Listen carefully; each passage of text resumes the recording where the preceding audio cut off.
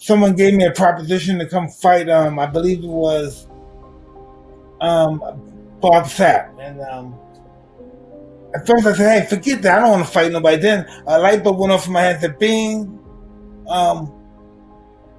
what kind of rules would he like to fight?" And he said, "I said, would he box me?" I'm the Marcus Queensberry, and then they called me, said yes, and then it went from him to someone else, and then from Shannon Briggs to someone else, and now I know I'm sitting here, I'm fighting Roy.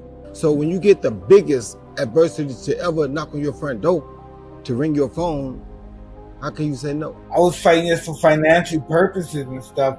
I was on a whole different, I was on drugs back then. I was a whole different person back then. Most guys at 54, they start to count themselves out.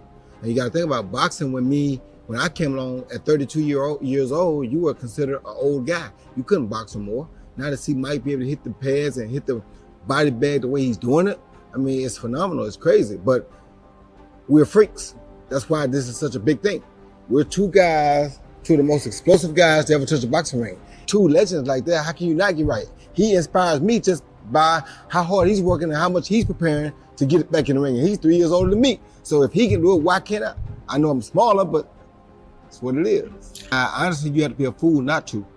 You go in the ring with one of the most dangerous men to ever grace the boxing ring. On 12-ounce gloves, you know, with one of the hardest punches in boxing history, the youngest heavyweight champ of all time, and you're gonna not prepare to your utmost intensity? Are you crazy? It should be even better or higher than your last time or your most intense times were, because this is a bigger situation.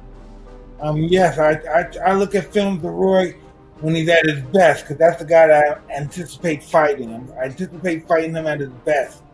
And I'm in the best of shape. And yes, I boxed up to 7 rounds so far.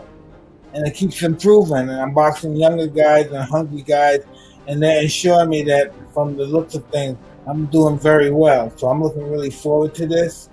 And this is going to be something I look at this, we're going to also do this from a charity perspective. So many people are going to benefit from this fight besides the fighters.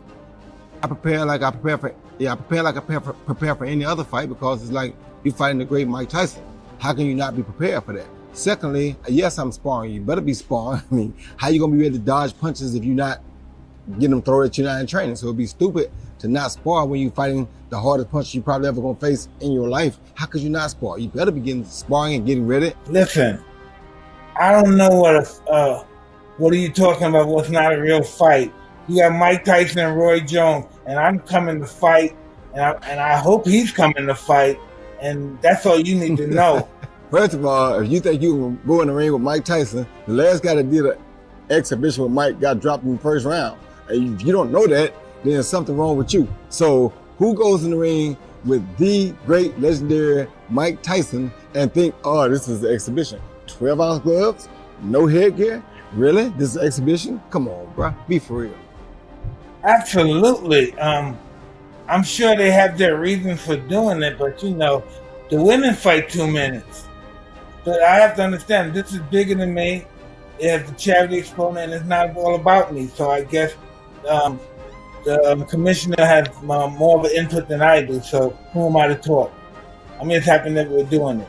I'm not happy at all. That's for women. I kept fighting to the last minute. I'm like, why are we doing 2-minute rounds? I don't understand that. We're not women. We two of the best to ever do it. Why we gotta go 2-minute rounds? I mean, why? We can't. Something gonna happen, it's gonna happen anyway. 2 minutes, 3 minutes, 5 minutes, it don't really matter. So for us, what difference does it make? Why cut it to 2 minutes? 2 minutes doesn't do anything for him nor me, to be honest with you. That gives us a little more time to get a little bit more fatigue, to set up a little bit better shot than we probably could set up in 2 minutes. So to me, it was all advantageous for everybody to keep it 3 minutes. But like he said, it's supposed to be a exhibition, charity event. Okay.